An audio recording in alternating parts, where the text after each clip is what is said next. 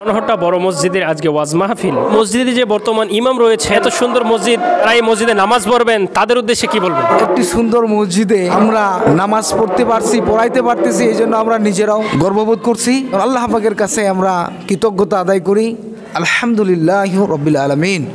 আল্লাহ তাআলা যেন এরকম মসজিদ সুন্দর এবং এই মসজিদটা যেন মুসল্লি দ্বারা আল্লাহ তাআলা আমাদের পরিপূর্ণ করে দেন। মসজিদ ভিত্তিক যে কাজগুলি রয়েছে, মানুষের খোঁজখবর নেওয়া, এই এলাকার মধ্যে কোনো রোগী থাকলে দেখাশোনা করা, এলাকার মধ্যে কোনো বেনামাজি থাকলে এবারে দাঁড়ে দাঁড়িয়ে গিয়ে তাদেরকে নামাজের জন্য আহ্বান করা। মসজিদের মধ্যে বিশেষ একটা আমল হইল তালিম, যাতে করে এটা আমরা সুন্দরভাবে করতে পারি। এই মসজিদের মধ্যে আরেকটা বিশেষ আমল হইল মাসওয়ারা, যাতে করে এই সমস্ত আমলগুলো আমরা সুন্দরভাবে চালু করতে পারি। আমি যতদিন বাঁচে থাকবো আল্লাহ আমাকে হায়াতে বাঁচিয়ে রাখবে।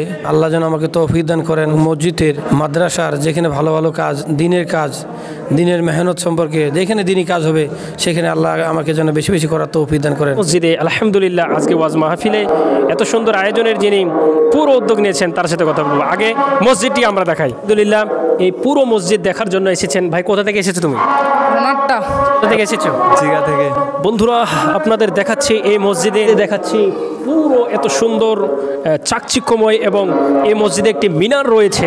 জুমার দিনে যখন ইমাম এখানে বসে খুতবা দেন মুসল্লিদের উদ্দেশ্যে, এটা হচ্ছে মেহরাব, এটা সিসা কাঠ দিয়ে বানানো হয়েছে।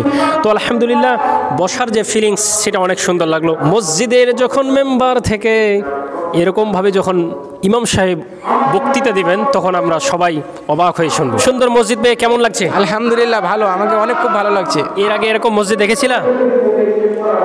আছে হরিপুর থানায়। হরিপুর থানার মডেল মসজিদ বাদে দ্বিতীয় স্থান আমরা মনে করতে পারি এটা রনহট্টা বড় জামে মসজিদ।